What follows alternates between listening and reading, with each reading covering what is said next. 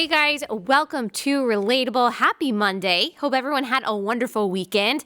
We are talking about two things today. We are talking about cancel culture as it relates to taking care of babies, a baby sleep trainer on Instagram. And then we are also going to talk about, if we have time, it depends on how long my cancel culture rant is. We're going to talk about Christian nationalism and the inauguration of President Biden that happened last week and what those two things have to do with one another, what Christian nationalism actually is, what it isn't. We've talked about that before, but we're hopefully going to get a little bit more in depth today. We've got a big week this week. I know I've probably said that every week for the past few weeks, all of 2021 so far, but we're going to talk about Biden's executive orders.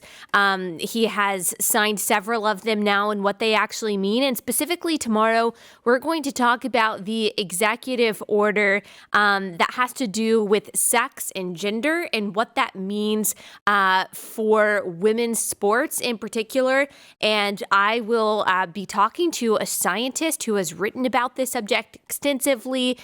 We're going to be talking about how the Biden-Harris administration has been dealing with COVID, some of the false rhetoric that they've already put out, the false promises that were made during the campaign that are not going to be able to apparently be fulfilled, according to Biden himself. And so we've got a lot to talk about this week. And as always, feel free to send me your suggestions if there's really something that you want explained or someone that you want me to talk to about a certain subject.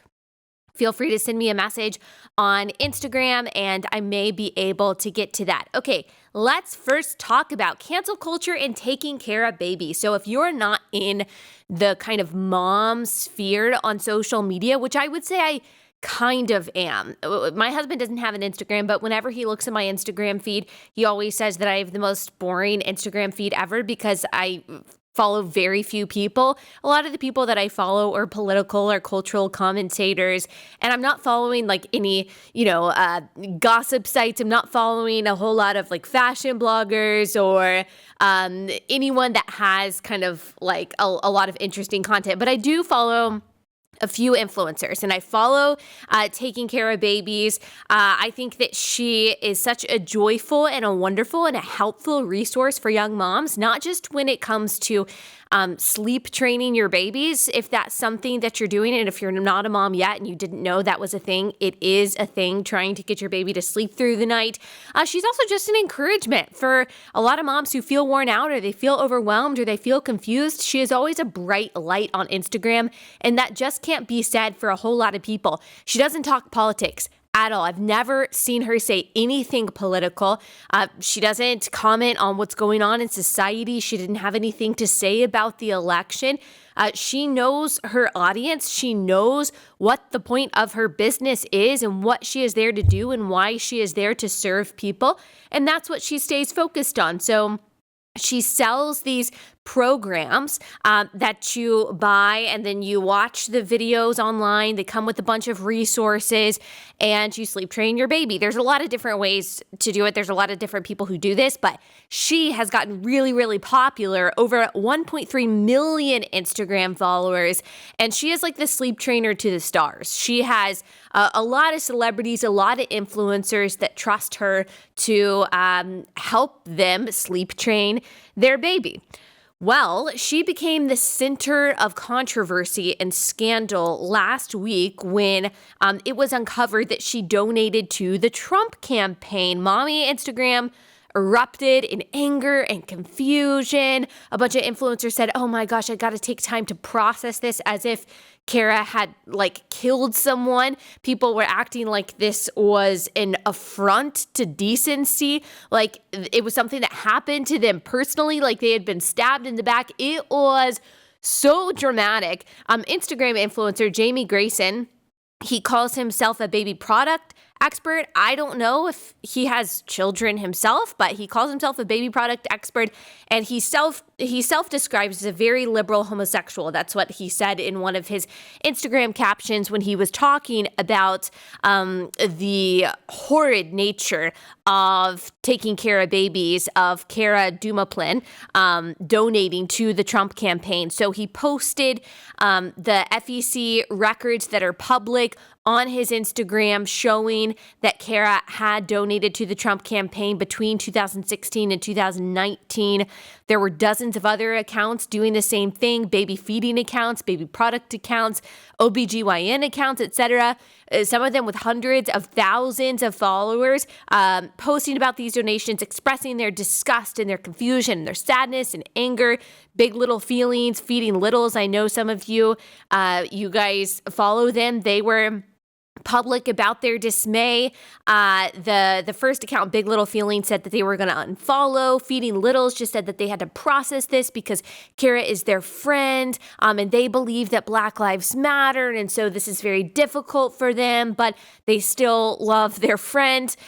So lots of accounts and thousands of Instagrammers and even Twitter users were calling Cara racist, calling her a white supremacist, just because, not because of anything she said, not because of anything she's done, not because of any account that anyone gave saying, oh yeah, Cara was, racist or rude to me. Actually, a lot of the people that were calling her out, they prefaced their call out and they prefaced their announcement of unfollowing her or removing their support from her by saying, oh, Cara has been really nice to me. Cara has been really kind to me. She helps me with my baby. Or she was even a friend of mine. But now I feel like I've been duped and I can no longer support her. Like, what absolutely terrible friends. Like, even if you are an account like one of these accounts who posted like, Cara is one of our friends. I'm taking time to process this. This is really hard.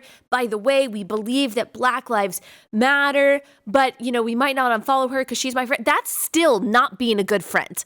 That's not being a good friend. You're jumping on the bandwagon. You're jumping into the mob, even if you caveat it and say, but I still love my friend. No, you're still adding to the noise and adding to the pressure and adding to the burden of criticism on this person's shoulders. So some disgruntled person posted all of her proprietary content on Reddit for free. That person probably has a lawsuit on their hands now. Obviously, that is illegal. Now, what is worrying is that, yeah, that's illegal to do. You can't take someone's copyrighted content and then post it for free without legal ramifications. But what's worrying is Reddit, and I don't know, maybe it's already been taken down, but is Reddit or is Google going to treat Cara differently? Are they not going to respect the proprietary nature of her copyrighted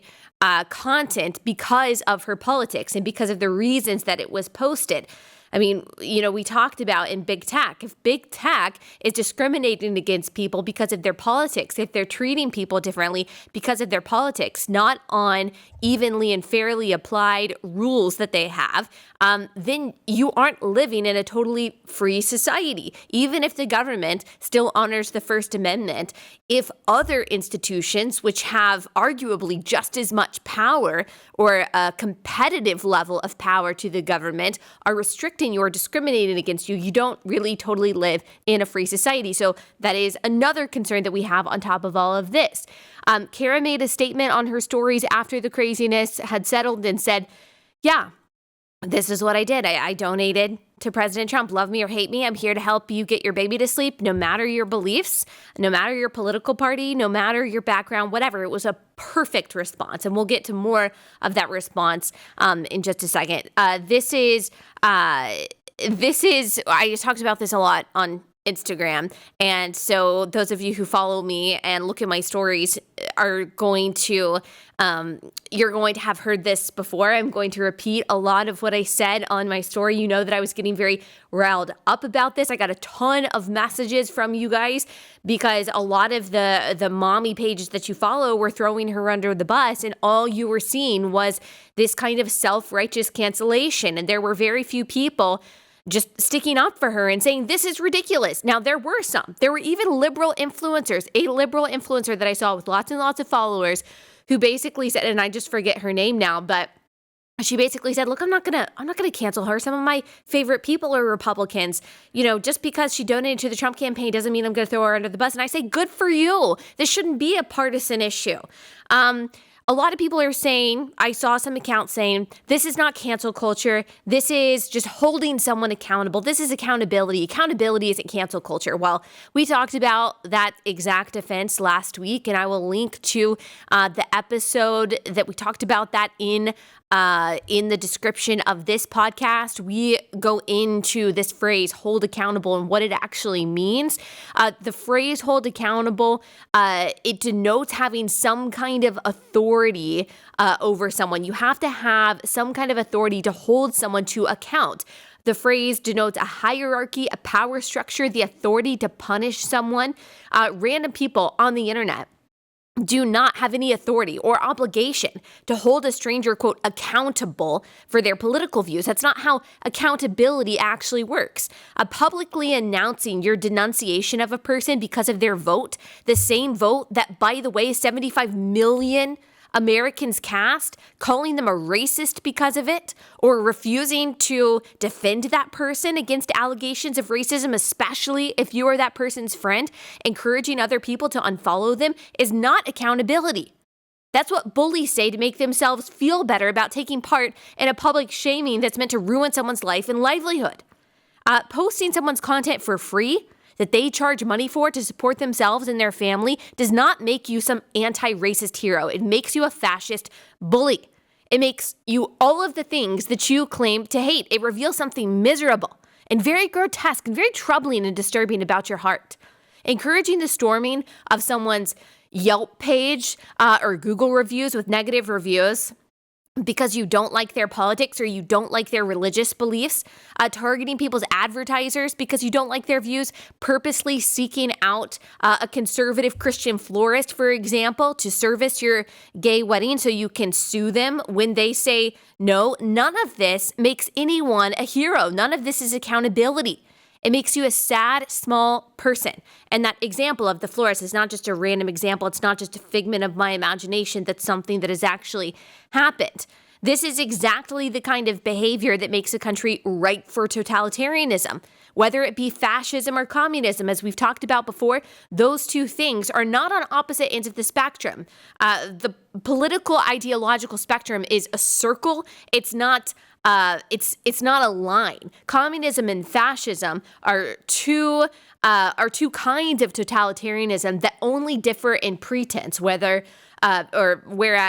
fascism, the only pretense that they have, or maybe they don't have a pretense at all, but fascists just want power. Communists say that they are taking power and centralizing power in the name of, alleviating oppression. But the end result is always the same. There's very little daylight practically in the end result between communism and fascism. They're just two parts or two kinds of totalitarianism. The deadliest revolution of the past 100 years was the Chinese Communist Revolution under Mao, which was responsible for the murder of about 80 million Chinese people. And it wasn't just a political or economic revolution that killed landowners, landlords, political dissidents, Christians, other citizens in the name of communism. It was also a cultural revolution. So if anyone tells you, that tyranny is not coming down the pipeline, totalitarianism isn't coming down the pipeline because we have the Constitution and the government isn't doing X, Y, Z. You don't understand that totalitarianism also happens on the cultural level. It happens in the private sector level as well. The communist revolution in China was a cultural revolution that set itself against old traditions, specifically what were referred to as the four olds. So old ideas, old culture, old habits, and old customs. The culture was changed by changing public opinion through terror, through punishment, and through shame. They had what was called struggle sessions, where they would take a person who was accused of being an anti-communist or holding on to old ideas or wrong ideas, what George Orwell would call in 1984 wrongthink, place them in public, then verbally and physically abuse them until the person confessed the crimes and repented. And this wasn't just to punish the accused, but also to shape public opinion, to change culture through shame and fear. This happened in the deadliest revolution of the past 100 years, the Chinese Communist Revolution under Mao. 80 million people dead. And one of the ways that people died was through this kind of struggle session that, again, happened on the cultural level, on the interpersonal level. This wasn't the government enforcing these things in all of these cases. These were people trying to change public opinion through public shame. Totalitarianism means literally nothing against the state or nothing outside of the state, but that's not how it starts. Totalitarianism starts with private citizens, companies, industries, schools, institutions, refusing to allow people to hold opinions outside of mainstream thought without punishment.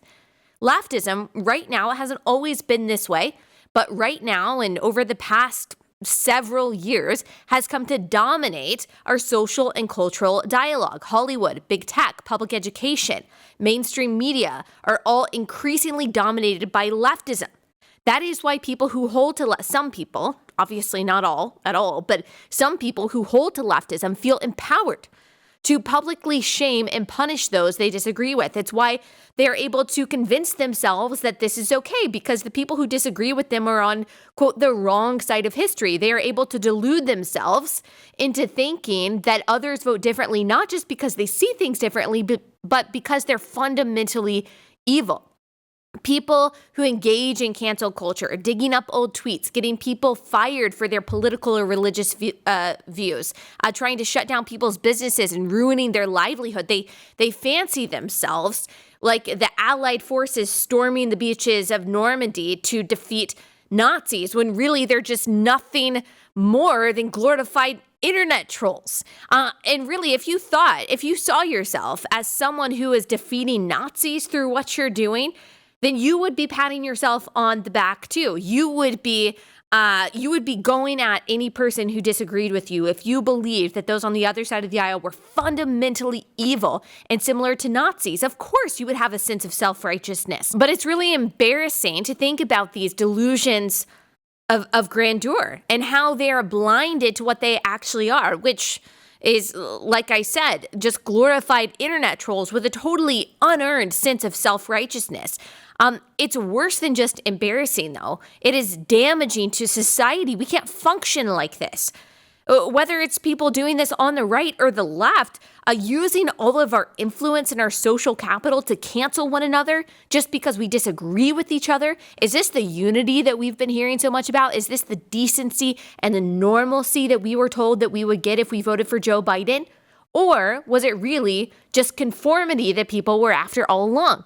Remember, if you're a leftist listening to this, God bless you, because I know that you disagree with probably everything that I say, but I appreciate you being here. I also listen to podcasts and shows from the other side of the aisle, and I know it can be frustrating, and I know you might be yelling at your stereo sometimes when I speak, but I really do appreciate you being here. And if you're thinking, no, this is not cancel culture, this is just holding someone accountable, or maybe you're thinking, yeah, but the right's views really are damaging. They really are harmful. They really are bad. They really are worth cancellation. It's not cancel culture. It's just making sure that racist fascists don't have a platform, whatever it is that you're telling yourself to justify this in your mind, to try to convince yourself that you're not the one on the bad side, that you're not the fascist, that everyone else is. Understand that I, as a conservative, think that you, as a leftist, are just as immorally, dangerously, harmfully wrong.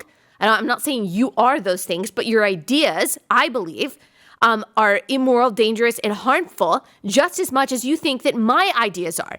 If your answer, again, is to all of this, well, your views are actually dangerous, though. Look, you support, as a true leftist, unrestricted taxpayer-funded access to killing babies in the womb. Your views cost over 1 million little lives every year. And I manage to follow all kinds of people who openly hold these views without calling for their cancellation. I am just as passionate about the wrongness of your views as you are of mine, and you don't see me trying to ruin your life or anyone's life who just doesn't agree with me. And I wouldn't do that. If your worldview justifies the cancellation of people who disagree with you because you have convinced yourself that everyone who does so is fundamentally evil, you are on the bad side. Whether you're on the left or right side of the political aisle, you have a bad tree that's bearing bad fruit, and you need to get rid of it. Now, I do have some caveats to all of this, because I get a lot of questions. Well, what's really cancel culture? Can we not, vote with our dollar? Can we not take our money to a place that aligns with our values? Is that cancel culture? Is boycotting, certain companies like Netflix, is that cancel culture? Like, how do I know what's cancel culture, what's not? And I'm going to explain some caveats, at least in my opinion, to all of this. But first, I have to tell you guys about a sponsor that I've talked to you guys a lot about before, because I really, really love them, and that is Built Bar. A lot of you have been tagging me in your pictures on Instagram because you decided to use my promo code and get your first package of Built Bar, and every single one of you has told me that you're so glad that you did. Built Bar is a healthier alternative to, maybe unhealthy snacks or your high-calorie snacks. It is a really tasty, and I can personally attest to that, and filling protein bar. They've got 18 different flavors. They're all covered in 100% chocolate. But the best part is it's only 110 to 160 calories. There's 60 to 20 grams of protein, so that's why you're kept fuller for so much longer than like your traditional snacks, say, I don't know, chips or fries, things that I really like, 3 to 5 net carbs. This is really a healthy alternative if you're looking for a way to kind of tide yourself over between meals. It tastes like a candy bar, but you don't have to worry about all the sugar and all the carbs and all of the potentially negative effects of eating a candy bar every day. They've got caramel brownie, cookies and cream, coconut almond, raspberry, peanut butter, mint brownie. My favorite is peanut butter. I love chocolate peanut butter, and I can tell you this is really, really good. So make sure that you check out BuiltBar.com. You can use promo code RELATABLE to get 20% off your next order. Promo code RELATABLE for 20% off at your next order at BuiltBar.com.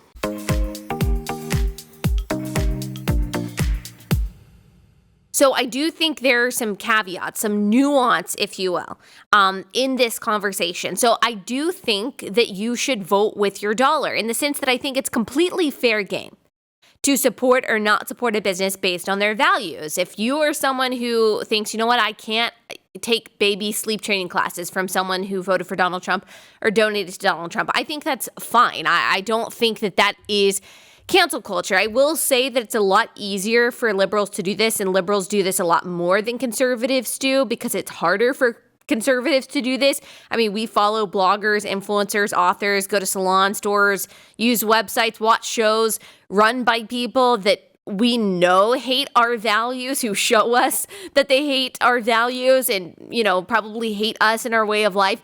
But, either way, if you're a liberal or a conservative, I do think it's fair game to not support someone's business whose values you don't line up with.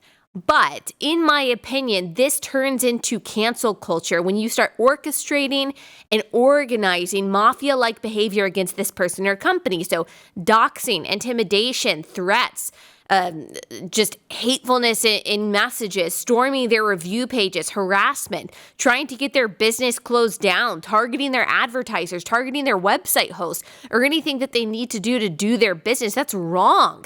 That's vengeance. Romans 16:19 prohibits Christians from acts of vengeance. Remember, it is not within your or my jurisdiction to, quote, hold accountable random people on the internet whose views we don't like. We can disagree with them. I think we can call them out, even if we want to, obviously in a respectful way. We can refuse to support them. We can use our money as we see fit. But we shouldn't try to harass or ruin people's lives who just think differently than we do. Here's another caveat. I do think that awareness campaigns and even boycotts can be called for when there's actual illegality or immorality going on. And I know immorality, that's a subjective term to a lot of people. Some people might say, well, it's absolutely immoral to donate to the Trump campaign. This is the most egregious, immoral thing that you can possibly do. But I think that to be fair and to make sure that we don't go scorched earth, both sides, when it comes to trying to destroy each other, that we, based on our political disagreements, we need to have a very narrow view of what that means and what actually justifies any kind of orchestrated cancellation. So I'm not talking about canceling someone for how they vote, or having an unpopular religious view. That should be off the table. People boycotting Netflix, though, for streaming cuties and using a disturbing advertisement for a movie about little girls. People refusing to buy from Nike because of their use of Chinese slave labor, or trying to buy less from China because of their use of slave labor. People trying to take down Pornhub for allowing and monetizing non-consensual content, and child pornography, boycotting Harvey Weinstein movies. I think that is all fair game. We have to be able to differentiate between taking our support and even encouraging the removal of support from institutions like this, companies like this, and seeking to destroy someone's life just because they say something or vote in a way or donate in a way that you don't like. We have to be able to have discernment to distinguish between those two things. I also think that it's important to distinguish between, and this is obvious, but we just need to say there's a difference between boycotting Netflix, a huge company, and people encouraging everyone to unfollow a small business owner because, they believe in the Bible and they believe in biblical marriage, or because someone voted for Trump along with 75 million of their fellow Americans. You're not going to bankrupt Netflix by deleting your account. There's not going to be, a ton of lives ruined because you did that, but you may very well forever ruin the life of a small business owner that you bully just because they don't agree with all of your views. And remember, for Christians, it's not just the what and the how of removing our support from a person or an institution or a business. It's also the why. We do nothing as Christians, according to God's word, out of bitterness or selfish ambition, as Philippians 2:3 says. We put away all bitterness and wrath and slander and anger and malice, as Ephesians 4:31 says. We encourage, we rebuke within the church. We seek truthful, direct, proportionate justice. That's a biblical definition of justice where appropriate. But we do not avenge. We do not cancel. Like I said, Kara handled this perfectly. I think she didn't apologize. She didn't try to justify. She didn't try to over-explain. She didn't add any caveats or loopholes or try to pretend that her views on Trump have changed and that she regrets donating to his campaign. She said, look, he did things that I like. He did things that I didn't like. But yeah, I supported him. So I think she did a really, really great job at handling this. And then she moved on to what she does, to what she focuses on by saying, look, no matter who you are, no matter who you voted for, no matter who your background is, I'm going to help you sleep train your baby. That's what I'm here for. And I am here to love you and to help you. So good job, Kara, from taking care of baby. So here are 4 lessons that I think that we need to learn from all of this and that we can take to heart as we move forward in this crazy cancel culture in which we live. Number 1, do not engage in cancel culture. We can disagree, we can call out even, we can unfollow, we can take our money elsewhere, but unless there's criminality at work or true evil on display, as we already explained, we don't engage in the orchestration of taking down someone's business or reputation. And even then, we are called not to slander, not to gossip, not to let our motivation be revenge or malice, but rather truth and love. So we do not, under any circumstance, join in on the cancellation of someone for having an unpopular political or religious opinion. We're probably all guilty of this in one way or another, whether we realized it in the moment or not. And so we just have to learn from this and move forward in a better direction. Number 2, if you see someone being unjustly canceled or bullied, stand up for them. Publicly stand up for them. Say something. This is part of treating people how you want to be treated. Would you want people to stand up for you if you're being bullied? Now, this doesn't mean in every single case where you see a conservative being criticized or someone with unpopular views being criticized that you always have to say something. I mean, that would be a lot. You're not responsible to do that every single time. But if you support someone or you follow someone or you see a story going around that you think explains some kind of unjust cancellation or bullying or harassment, then stand up and say something. You would want people to stand up for you. If you were being targeted and bullied for your views, you would want someone to speak on your behalf. You would want someone, I would want someone to say, look, I'm going to defend what I know about her. I'm not going to let her be canceled for either an unfair characterization, slander, gossip, or just because she's a conservative or a Christian or whatever. And I think that you would feel the same way. I would feel more confident. You would feel more confident and assured knowing that there is an army of encouragement and support behind you. So we need to stand up for people when they are canceled unjustly. Send them a private message of support, post in their defense, take the heat for doing it, be ready for that, and encourage your friends to do the same. The time has come and gone for us to just be in CYA mode.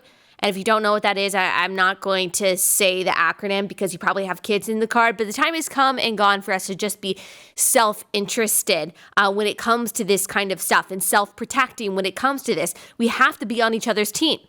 If someone comes after a Christian or conservative for their views or anyone of any belief just for having an opinion or supporting a certain politician, we got to stand up in solidarity of either our beliefs or just in defense of freedom of speech and thought and be able to share some of the arrows that are coming their way.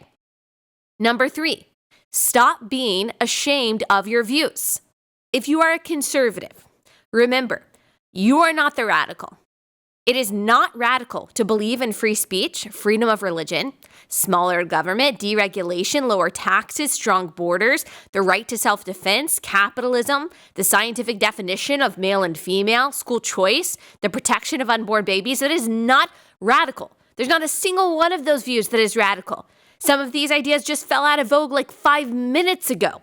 It is radical to believe in policing speech and religious belief, in unencumbered bureaucratic power, and centralized bureaucratic power, and the inability to defend yourself and your family and the freedom to kill babies in the womb, socialism, 67 genders. These are radical, some of them novel views. They are impractical beliefs, and the people who hold to them want you to think that you are crazy for not believing them. It is not even radical for you to believe what cultures around the world for millennia have believed, that families are made up of a mom and a dad and kids. It was literally just a few years ago that people decided that the natural nuclear family is just arbitrary.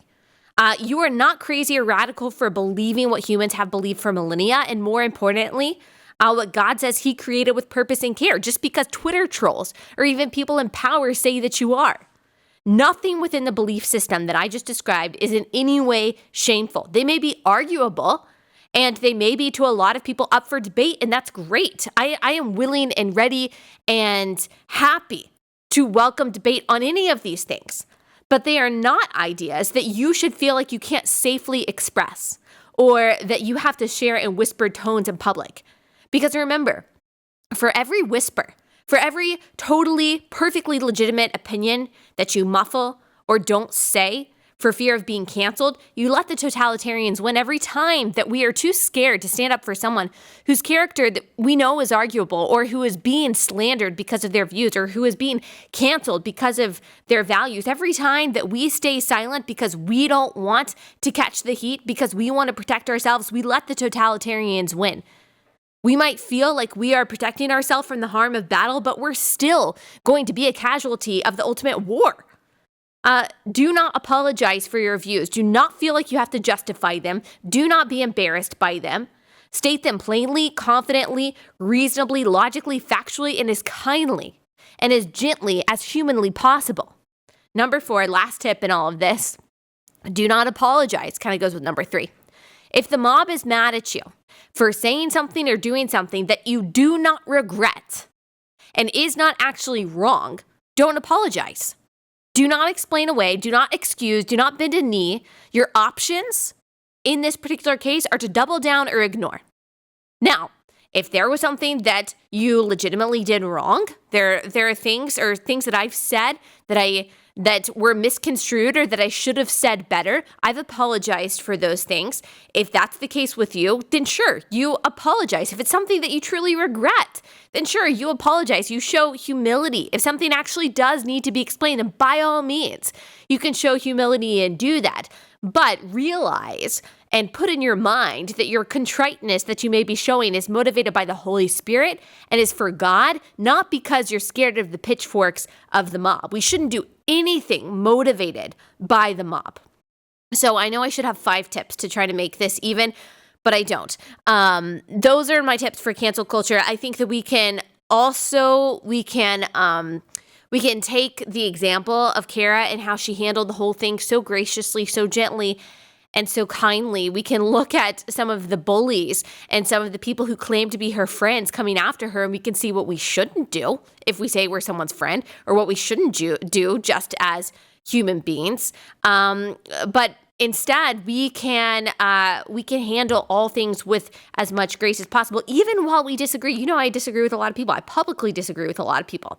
I think that's fine. I think that's totally fair game. Again, debate, discussion, all well and good. Going scorched earth and trying to ruin the lives and the livelihoods of people who vote differently than you, who have different ideas than you, guys, it's not sustainable. It's not sustainable. Remember what happened in the 20th century in China. And I mean, what's still happening in a lot of ways, but totalitarianism, it doesn't spare anyone. Even if you are on the side of the cancelers right now, you will not be spared when the totalitarian state that you are setting up culturally and personally actually takes root. You won't like the world that you are creating by canceling people because they disagree with you. I promise you that. All right, now we're going to talk as quickly as I can about Christian nationalism, the inauguration. First, I got to tell you guys about another sponsor that I've told you about before, and that is Fundrise. So you guys have probably heard this phrase, a diversified portfolio. That just means that you need more than just a traditional mix of stocks, bonds, and mutual funds. It really needs private real estate. The best and most diversified portfolios have private real estate in the portfolio, and that is why Fundrise exists, because it provides access to diversified portfolios of private real estate to all investors. So it's not just for people with special connections. It can be for you. It can be for anyone. Their industry-leading, easy-to-use platform provides access to those things for you. Whether you are looking to add stable cash flow via dividends or prefer long-term growth through appreciation, Fundrise makes investing in private real estate as easy as investing in stocks, bonds, or mutual funds. Their team of real estate professionals carefully vets and actively manages all of their real estate products or projects. And with their easy-to-use website, you can track your portfolio's performance and watch as properties across the country are acquired, improved, and operated via dynamic asset updates. See for yourself how 130,000 investors have built a better portfolio with private real estate. It just takes a few minutes to get started. If you got questions, if you have no idea what I'm talking about, the experts at Fundrise really can help you with this. It's time to start thinking about all of this as well. If you are entering into adulthood and you're trying to do adult things like having a diversified portfolio, this is a really good resource for you. So go to fundrise.com/relatable. That is fundrise.com/relatable. All right. So we've been talking about Christian nationalism. We talked about it a couple weeks ago because Beth Moore did a Twitter thread talking about how Christian nationalism is the biggest threat to evangelicalism. And I believe I asked her on Twitter what she means by Christian nationalism.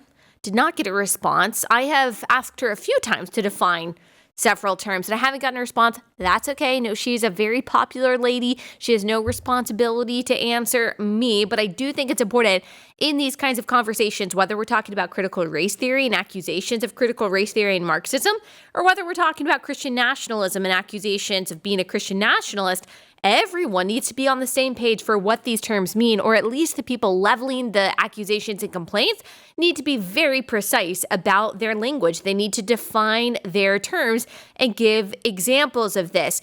So it's not just Beth Moore, it's also the secular world and secular media talking about the dangers of Christian nationalism, especially as it relates to Trump and specifically as it related to the Capitol riots that happened a few weeks ago. Lecrae, someone sent me this, said on his Instagram story that he is glad about racism and, quote, Christian nationalism being held accountable. That phrase again. So this is, I would say, a buzz phrase. Now, a lot of people on the left would say that critical race theory and Marxism, that those are buzzwords and buzz phrases on the right. But as I've said, and as I've done so many times on this podcast, I think the people who talk about critical race theory and the problems with critical race theory have done a really, really good job, a painstakingly good job in defining exactly what critical race theory is, exactly what Marxism looks like, exactly what the dangers of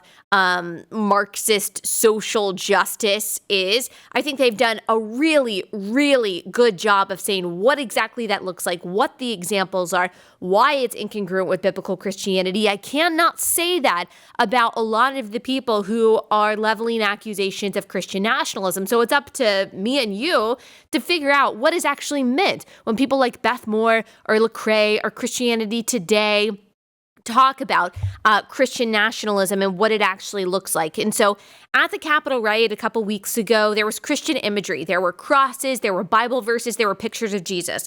And you had a lot of evangelicals saying, oh my gosh, this is so awful that they're using Jesus in the church this way. This is Christian nationalism. And I agree. I don't want people using Christian symbolism. I don't want people using the cross or a depiction of Jesus or the ichthus or whatever it is, or the Bible for the justification of any kind of wickedness. But by the way, like if you go to a pride parade, people are also holding posters with either the depiction of Jesus with a rainbow flag or using Bible verses to justify, or the name of God or the name of Jesus to kind of justify their position. So this is not something at all that is exclusive to people on the right.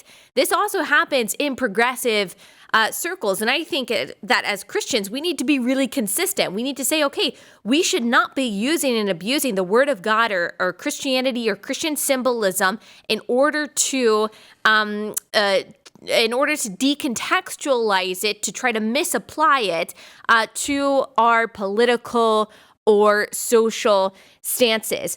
However, it seems that when the right does it, there is far more of an uproar, not just within evangelicalism, but also within the mainstream media. The New York Times wrote an article, How White Evangelical Christians Fused with Trump Extremism. Always got to get the race descriptor in there. The New York Times reporters allegedly spoke with many people at the riots, many of whom were self-professing people of faith who also believed the election results were fraudulent. And other reporting, like one mother of 15, highlighting her fear that Biden would ultimately make the Bible hate speech based off of posts on Facebook and Twitter, which were all, quote, false. So the New York Times claims. I love when journalists insert themselves into the story and become the arbiters of truth and even theology. The New York Times says this potent mix of grievance and religious fervor has turbocharged the support of a wide swath of Trump loyalists, many of whom describe themselves as participants in a kind of holy war, according to interviews. So according to this definition, and they're not even saying necessarily Christian nationalism, and this is what we talked about a couple weeks ago, people who call themselves Christians, who see America as the city on the hill, who see America as God's chosen country, who basically read the prophecies. And I've talked to people like this. They tend to be Q followers, although maybe they're not all Q followers, but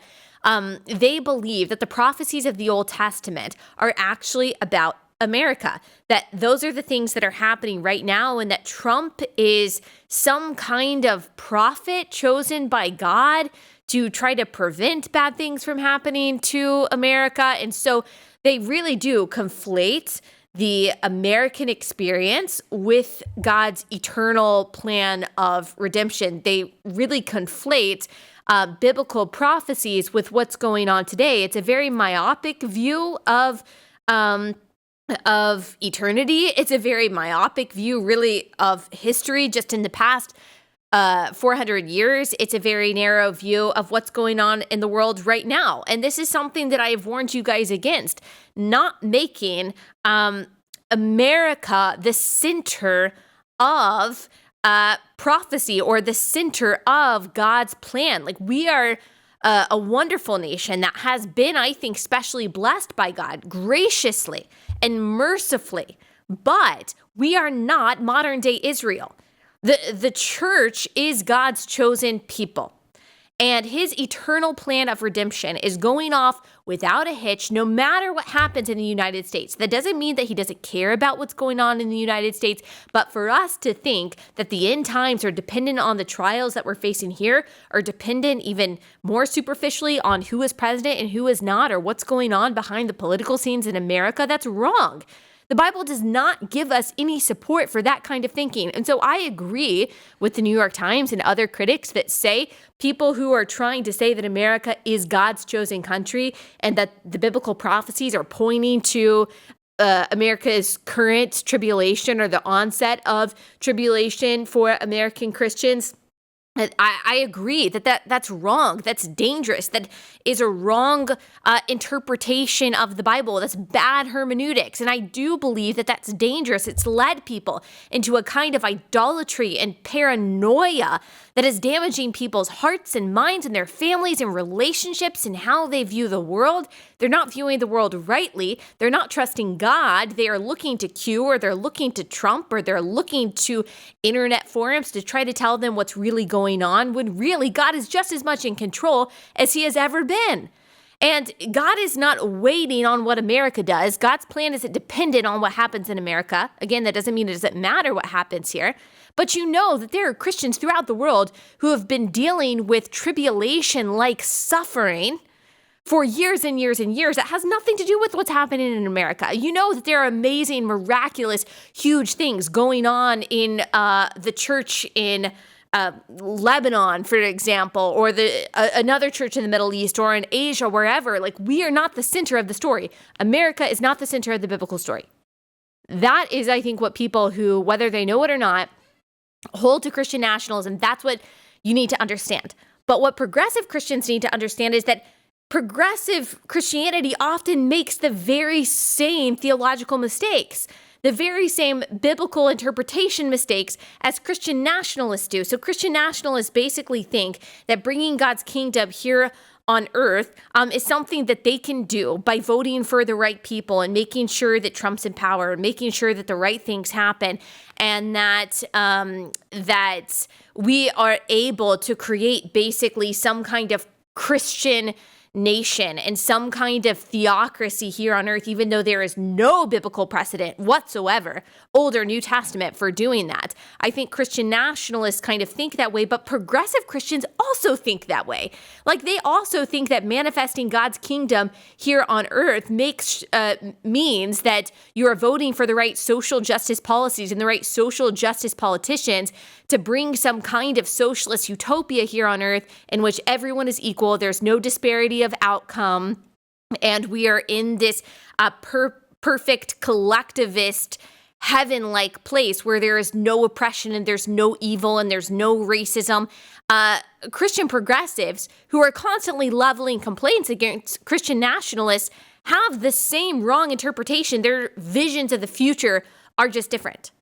And so as Christians who seek to have a biblical worldview, we need to be able to stand in the middle, evenly criticize both and say both are wrong, both are bad biblical interpretations, and we shouldn't be a part of it. Both of them, both ideas, both wrong interpretations of biblical prophecy and the biblical text and our mandate as Christians center our experience and the American experience in their eschatology, in their view of God's eternal plan of redemption, in their biblical interpretation, and both are guilty of idolatry, quite frankly, in different ways. And so that's why it's very difficult for me to hear People like in Christianity, the people who write for example, Christianity Today, like Tish Harrison Warren, talk about the dangers of Christian nationalism when, and correct me if I'm wrong, I don't hear the same kind of criticism of the idolatry of progressive Christianity, which basically has the same vision, but with a different manifestation of the end goal. Here's an article in Christianity Today. So Tish Harrison Warren says the responsibility of yesterday's violence at the Capitol must be in part laid at the feet of those evangelical leaders who ushered in and applauded Trump's presidency. It can also sadly be laid at the feet of the white American church more broadly. The article goes on to say, and this is a different article in which that quote was, Christian nationalism is a political ideology about American identity. It is a set of policy prescriptions for what the nationalists believe the American government should do. It's actually a secular philosophy. It idealizes and advocates a fusion of Christianity with American civic life. That is Christian nationalism. The reason I have a problem with this definition is because I think it is purposely trying to scare conservative Christians away from having influence in the spheres in which God has placed you. And it also refuses to criticize how progressive Christianity seeks to influence all the spheres that they are in. So that just saying that Christian nationalism is trying to fuse what goes on in society or what goes on in civic life with Christianity, that's way too broad. Every person of every belief system tries to influence civic life with their belief system. No one is without a worldview. No one is without a morality. No one is without a belief system. And everyone believes that their belief system is right and it's best. And you try to influence law. You try to influence academia. You try to influence curriculum. You try to influence your workplace with the worldview that you hold. And that's what everyone does. That's what everyone should do. And we should debate and allow the best ideas to win. That's what it means to live in a pluralistic society, not enforcing secularism, which is not a neutral worldview, on all of our curriculum and all of our laws. Secularism also has consequences. Secularism also has dogmas. Secularism also has a belief system. But in a pluralistic society, we have people with a lot of different worldviews. And we have to debate which worldview is best, which laws are best, which values are best, which curriculum is best. That's what it means to live in a pluralistic society. It doesn't mean trying to remove all traces of Christianity from public life. And I'm afraid that this accusation of Christian nationalism is simply trying to do that. The problem with removing any idea of the Bible or any idea of God from our public life is then you have no basis for God-given rights. You have no basis for saying that we were all created equally by our Creator with certain inalienable rights, among them being life, liberty, and the pursuit of happiness. You don't have a basis for that anymore. You don't have a transcendent, objective basis for right and wrong, for why murder is wrong, for why theft is wrong. You don't have a great moral lawgiver anymore. You no longer have at least a theistic foundation of where our rights come from, what our laws should be, when life begins, what is a male, what is a female, everything becomes confusing. Remember, secularism is not a neutral worldview. So yes and amen to the criticism of Christian nationalism that says that America is God's chosen land and that all the biblical prophecies point to it. Yes and amen to criticism of progressive Christianity, which basically says that we also are going to create some kind of heaven here on earth, God's kingdom come through socialism. That is also wrong. Anyone that tries to say that God's kingdom is going to be brought here on earth by the politicians that we vote for or our political activism is wrong. And quite frankly, people on the right and the left do that. And we should reject those. But I do not agree with condemnation of Christians trying to influence the world in which they occupy with their biblical worldview. Seculars have no problem influencing the spheres that they occupy with their worldview. Progressives have no problem with influencing the spheres that they occupy with their worldview. And I just want to point out, and I really have to finish, but I just want to point out also that there is hardly ever any criticism of people on the left using Christianity or fusing Christianity with civic life on their end. And I just want to play you a short little clip of Biden's inauguration last week doing just that. Amazing grace, how sweet the sound.